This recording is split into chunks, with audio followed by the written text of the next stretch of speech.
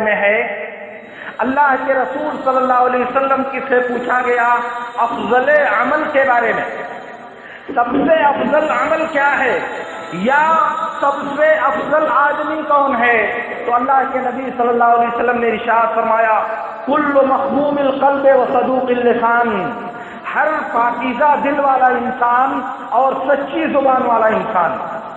صحابہ نے کہا اللہ کے رسول یہ سچی زبان والا انسان تو سمجھ میں آتا ہے، مگر یہ مخموم القلب کیا ہے؟ تو اللہ کے نبی صلی اللہ علیہ وسلم نے فرمایا کل قلب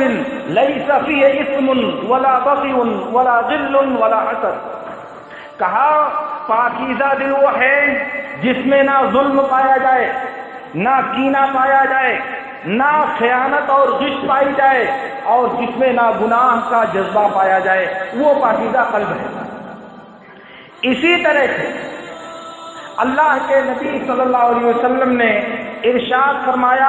جیسا کہ بخاری اور مسلم کی روایت میں ہے، وہ ایک لمبی حدیث کا ایک ٹکڑا ہے، نبی صلی اللہ علیہ وسلم نے کہا دل میں بدن میں گوشت کا ایک ٹکڑا ہے، وہ گوشت کا ٹکڑا اگر صلاح یاب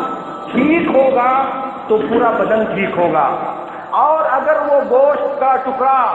فاسد اور خراب ہوگا تو پورا بدن فساد اور خرابی کا شکار ہو جائے گا۔ سن لو اس ٹکڑے کا نام دل ہے، وہ ٹکڑا جو انسان کے فصاح و صلاح کا فیصلہ کرتا ہے، انسان کے بدن کا گوشت کا وہ ٹکڑا جو آدمی کو اچھا یا برا بناتا ہے، وہ انسان کا دل ہے۔ اسی لیے اس دل کی پاکیزگی،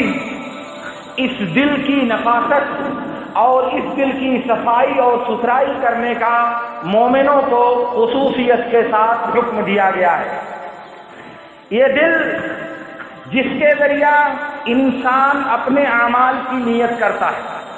یہ دل جس کے ذریعہ انسان رب العالمین کی بندگی کا قصد اور ارادہ کرتا ہے، یہ ایک ایسی چیز ہے جس کے بغیر عبادتوں کی صحت اور عبادتوں کا صحیح ہونا کسی بھی صورت میں متصور نہیں ہو سکتا جب تک دل میں اخلاص اور نیت کی پاکیزگی نہ پائی جائے۔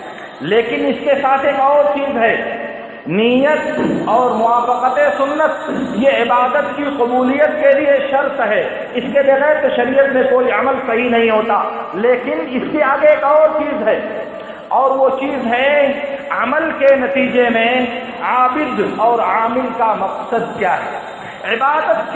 کے نتیجے میں انسان اس عبادت کا ثمرہ کیا پانا چاہتا ہے۔ نماز پڑھتا ہے، نماز پڑھنے سے اس کا ارادہ کیا ہے، وہ کیوں نماز پڑھنا چاہتا ہے۔ وہ زکوٰۃ ادا کرتا ہے، زکوٰۃ کی ادائیگی سے اس کا مقصد کیا ہے، کیوں وہ زکوٰۃ ادا کرنا چاہتا ہے، اس کا ٹارگٹ، اس کا ہدف اور اس کی غایت کیا ہے جس کی وجہ سے بندہ یہ عمل ادا کرتا ہے۔ ایک تو شرعی حکم ہے جس کے لیے اللہ اور اس کے رسول نے اس کو ذمہ دار ٹھہرایا ہے، لیکن اسی کے ساتھ عبادتوں کے جو شرعی مقاصد اللہ رب العالمین نے طے کیے ہیں، وہ مقاصد حاصل کرنا انسان اپنی عبادت کا مقصد بناتا ہے یا نہیں۔ مثال کے طور پر اللہ رب العالمین نے ارشاد فرمایا ان الصلاۃ تنہا عن الفحشاء والمنکر، نماز بے حیائیوں اور برائیوں سے روکتی ہے۔ آپ نماز ادا کرو گے تو نماز کا ثمرہ اللہ تعالیٰ آپ کو یہ دے گا کہ آپ غلط کاریوں سے محفوظ رہو گے۔ نماز اگر آپ ادا کرو گے تو نماز کا پھل یہ آپ کو ملے گا کہ بے حیائیوں سے اللہ رب العالمین آپ کی حفاظت کرے گا۔ آپ جب نماز ادا کرو گے تو نماز کے نتیجے میں اللہ رب العالمین آپ کے اعضاء اور جوارح اور آپ کے پورے بدن کو فواحش و منکرات سے محفوظ رکھے گا۔ آپ نماز دن پانچ وقت کی ادا کرو، آپ ہر وقت نماز میں حاضر بھی ہو، اور اس کے بعد اس نماز کا جو ثمرہ رب العالمین دینا چاہتا ہے وہ ہمارے بدن پر مرتب نہ ہو، اس کا کوئی نتیجہ ہمارے بدن پر ظاہر نہ ہو، دل کی پاکیزگی پیدا نہ ہو، منکر کو منکر سمجھنے کی گھن دل میں نہ پائی جائے، غلط کو غلط سمجھنے کا تصور دماغ میں نہ پایا جائے، تو آخر وہ عمل، وہ عبادت کس مقصد کے لیے ہم کرنا چاہتے ہیں؟ یہ دل کبھی اس کو ٹٹولنا چاہیے، اس دل کو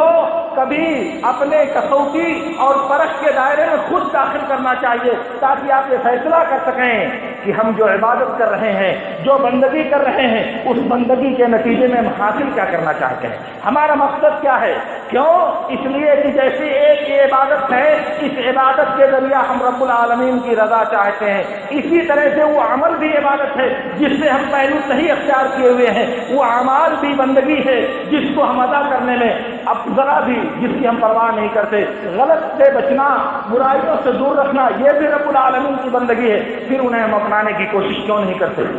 میں عرض یہ کرنا چاہ رہا ہوں کہ انسان کو اپنے قلب کی تطہیر اور اپنے دل کی پاکیزگی کا خصوصی خیال رکھنا چاہیے۔ وجہ اس کی یہ ہے کہ اللہ کے نبی صلی اللہ علیہ وسلم نے ارشاد فرمایا، جیسا کہ بخاری اور مسلم کی روایت میں ہے، ان القلوب بین اصبعین من اصابع الرحمن یقلبها کیف شاء، دل اللہ کی دو انگلیوں کے درمیان ہیں، وہ انہیں جیسے چاہتا ہے الٹتا رہتا ہے، انہیں جیسے چاہتا ہے گھماتا رہتا ہے۔ اسی لیے آپ بعض حدیثوں میں دیکھیں گے نبی صلی اللہ علیہ وسلم نے فرمایا، یصبح الرجل مؤمنا ویمسی کافرا ویمسی الرجل مؤمنا ویصبح کافرا، یہ بعض اوقات کی علامتیں ہیں جو قرب قیامت میں ظاہر ہوں گی۔ تو یہ صبح اور شام میں کیسے تبدیلی آئے گی؟ ایمان سے کفر، کفر میں ایمان کہاں سے پیدا ہوگی؟ وہ دل کی جو کیفیت ہے اس میں اللہ رب العالمین یہ تبدیلی پیدا کرے گا۔ اسی لیے سنن کی بعض صحیح روایتوں میں اللہ کے رسول صلی اللہ علیہ وسلم سے ثابت ہے، صحابہ نے اللہ کے رسول سے کہا، اللہ کے رسول کیا آپ کو ڈر ہے؟ ہمارے بارے میں آپ کو خوف ہے؟ کیا ہم بدل جائیں گے؟ کیا ہم پھر اپنی ایڑیوں کے بل پلٹ جائیں گے؟ کیا آپ کو ڈر ہے کہ ہم ایمان لانے کے بعد پھر کفر میں داخل ہو جائیں گے؟ کیا آپ کو یہ خوف ہے؟ کہا ہاں، کہا ہاں مجھے ڈر ہے کہ تم کبھی کہیں اس میں تبدیلی تمہارے دل میں نہ پیدا ہو جائے، تم ایمان سے کفر میں داخل نہ ہو جاؤ۔ کیوں؟ اس لیے کہ نبی صلی اللہ علیہ وسلم نے کہا، ان القلوب بین اصبعین من اصابع الرحمن اذا شاء اقام واذا شاء ازاغ، یہ دل رب العالمین کی انگلیوں کے درمیان ہے، جسے چاہتا ہے سیدھا کر دیتا ہے اور جس دل کو چاہتا ہے ٹیڑھا کر دیتا ہے۔ تو یہ دل جو تقلب، الٹنے اور پلٹنے سے عبارت ہے، جو حالات کے اعتبار سے تغیر اور تبدیلی کا شکار ہوتا رہتا ہے، جس کے بارے میں میرے نبی کو اپنے صحابہ کے بارے میں یہ ڈر ہے کہ کہیں ایسا نہ ہو کہ ان کا دل بدل جائے، کہیں ایسا نہ ہو کہ ان کی قلبی کیفیت متغیر ہو جائے۔ اس روئے زمین پر انبیاء کے بعد ان سے مقدس گروہ نہ پیدا ہوا ہے اور نہ قیامت تک کبھی پیدا ہوگا، ان کے بارے میں میرے نبی کو یہ ڈر ہے کہ کہیں یہ تبدیلی کا شکار نہ ہو جائے۔ پھر ہمارا اور آپ کا شمار کس قطار میں آئے گا؟ ہم اور آپ کی کیا حیثیت ہوگی؟ اور ہمیں کبھی ڈر نہیں لگتا، ہمیں کبھی خوف نہیں ہوتا کہ ہمارے دل میں تبدیلی پیدا ہو جائے گی، کبھی ڈر لاحق نہیں ہوتا کہ ہم تغیر کا شکار ہو کر علیاذ باللہ ایک ایسے راستے پر چل پڑیں گے جو حفاظت کا راستہ نہیں کہا جا سکتا۔ تو میرے عرض کرنے کا مطلب یہ ہے کہ ہم سب کو اپنے دل اور اپنے قلب کی کیفیت پر توجہ دینے کی ضرورت ہے، اور دل کو سدھارنے اور دل کو آراستہ کرنے کی ضرورت ہے۔ ظاہری اعمال اور ظاہری کیفیت کی اصلاح یہ تو ضروری ہے، کیونکہ میں نے عرض کیا کہ جب تک نیت کی پاکیزگی اور عمل کی ادائیگی سنت کے مطابق نہیں ہوگی تب تک وہ عمل اللہ رب العالمین کی بارگاہ میں قبول نہیں ہوگا۔ لیکن اسی کے ساتھ دل کی نفاست اور دل کا تزکیہ، اس کی صفائی کا بھی ہم کو خیال رکھنا چاہیے۔ وہ صحابی جن کے بارے میں ان کا نام روایات میں مذکور نہیں ہے، بعض لوگ جو عبداللہ بن سلام کا واقعہ ذکر کرتے ہیں، عبداللہ بن سلام انصاری نہیں تھے، عبداللہ بن سلام انصاری صحابی نہیں ہیں، اس لیے اس واقعے میں وہ نہیں ہو سکتے۔ وہ صحابی گھر میں موجود ہیں اور مجلس میں نبی صلی اللہ علیہ وسلم ان کے جنت ہونے کی بشارت دے رہے ہیں۔ وہ جنت کی بشارت اللہ کے نبی ان کو کیوں دے رہے ہیں؟ دل ان کا پاکیزہ ہے، دل ان کا پاک ہے بغض سے، دل ان کا پاک ہے کینہ سے، دل ان کا پاک ہے حسد سے، دل ان کا پاک ہے نفرت سے، دل ان کا پاک ہے آلودگی سے، دل ان کا پاک ہے دوسروں کو اپنے سے نیچا دکھانے کے جذبے سے دل ان کا پاک ہے، اللہ کے بندوں کو اپنا مشق ستم بنانے سے دل ان کا پاک ہے، خود کو دوسروں کے وقت سے برتر سمجھنے کے جذبے تعلی سے، اس لیے نبی صلی اللہ علیہ وسلم انہیں یہ بشارت دے رہے ہیں کہ تم یا وہ آدمی جو آئے گا بھی وہ جنتی ہوگا۔ اس لیے میرے دوستو، آپ اللہ رب العالمین سے جو چیز چاہتے ہیں، آپ اللہ رب العالمین سے جس چیز کے خاص کار ہیں، آپ اللہ رب العالمین سے جس چیز کے طالب ہیں، آپ کو ٹھیک وہی معاملہ اللہ کے بندوں کے ساتھ انجام دینا چاہیے۔ آپ کمرے میں جامعہ کی چہار دیواری میں آپ رہتے ہو، آپ کو ایک پاکیزہ سماج، ایک پاکیزہ ماحول، ایک پاکیزہ معاشرہ میسر کیا گیا ہے۔ اس کا مطلب یہ ہے کہ اس پاکیزگی کا اثر آپ کے اعضاء اور جوارح کے ساتھ آپ کے قلب پر مرتب ہونا چاہیے، آپ کے قلب کو اس پاکیزگی سے متاثر ہونا چاہیے، اور پھر نتیجہ وہ ظاہر ہوگا جو نبی صلی اللہ علیہ وسلم نے اس حدیث کی روشنی میں امت کے انسانوں کو پہنچایا ہے۔ اس کے برخلاف اس پاکیزہ ماحول میں آپ گندگی پسند ہوں، آپ کی طبیعت فحش اور بے حیائی پر آمادہ ہو، آپ کی طبیعت میں گندگی کوٹ کوٹ کر بھر دی جائے، آپ نفاست سے گھن کرنے لگیں، آپ کو اچھائی ناگوار محسوس ہونے لگے، تو آپ بتائیں مجھے اس پاکیزہ ماحول کا اثر آپ کے اوپر مرتب ہو رہا ہے یا نہیں؟ آپ خود غور کریں۔ اور ایک بات سن لیں، اللہ رب العالمین انسانوں کا یہ جو قلبی تصور ہے، انسانوں کے دل کی یہ جو کیفیت ہے، اس پر اللہ رب العالمین کی نظر ہوتی ہے، اور یہ ایسی چیز ہے جو دنیا میں کسی بھی مخلوق کے بس میں نہیں ہے کہ اس کو دیکھ سکے، اسے پرکھ سکے، اسے جانچ سکے یا اس پر کوئی حکم لگا سکے، کسی بھی مخلوق کے بس میں نہیں ہے۔ یہ ایسی چیز ہے جو صرف اللہ رب العالمین جانتا ہے، اور صرف اللہ رب العالمین کو حق ہے کہ وہ اس پر جو چاہے گا حکم لگائے گا، اور اسی کے اعتبار سے جو چاہے گا اس پر اللہ رب العالمین جزا مرتب کرے گا۔ یہ صرف اللہ رب العالمین کی خصوصیت ہے۔ مسلم کی روایت میں ہے، اللہ کے رسول صلی اللہ علیہ وسلم نے ارشاد فرمایا، ان اللہ لا ينظر الى صورکم واموالکم ولکن ينظر الى قلوبکم واعمالکم۔ اللہ رب العالمین تمہاری شکل و صورت اور تمہارے مال اور جائیداد کو نہیں دیکھتا، اللہ رب العالمین تمہارا دل دیکھتا ہے اور تمہارا عمل دیکھتا ہے۔ اللہ رب العالمین عمل کی کیفیت دیکھتا ہے، اور اس کیفیت کے بعد ادائیگی کے لیے دل میں کیا جذبہ ہے اور دل میں اس کا داعیہ کیا ہے، وہ اللہ رب العالمین دیکھتا ہے، اور اسی کے اعتبار سے اللہ رب العالمین اس کا بدلہ مرتب کرتا ہے۔ اب اگر آپ سوچیں کہ آپ دنیا کے انسانوں کو دھوکہ دے سکتے ہو، دنیا کے انسانوں کو اپنی ملمہ سازی کا شکار بنا سکتے ہو، آپ سمجھ سکتے ہو کہ اپنی چال اور اپنی قید کے ذریعہ دنیا کے انسانوں کی آنکھوں میں دھول جھونک سکتے ہو، مگر کیا آپ کبھی یہ تصور کر سکتے ہو کہ رب العالمین کی نگرانی کو، رب العالمین کی نگہبانی کو بھی آپ دھوکہ دے سکتے ہو؟ ظاہر ہے کہ نہیں۔ دنیا کے انسانوں سے چشم پوشی کر کے اور انہیں دھوکہ دے کر آپ اپنے آپ کو مبرہ ثابت کر سکتے ہو، مگر رب العالمین کی نظر میں آپ کو کامیاب ثابت کرنے کے لیے، آپ کو باعصمت ثابت کرنے کے لیے رب العالمین کی نظر میں آپ کا محفوظ ہونا ضروری ہے، اور اس کے لیے آپ کی قلبی کیفیت رب العالمین کی نظر میں ہے۔ اس کے لیے آپ کے دل کا جو انداز اور اس دل میں بیٹھا ہوا جو فکرہ ہے وہ اللہ رب العالمین کی نظر میں ہے۔ آپ کہاں جاؤ گے؟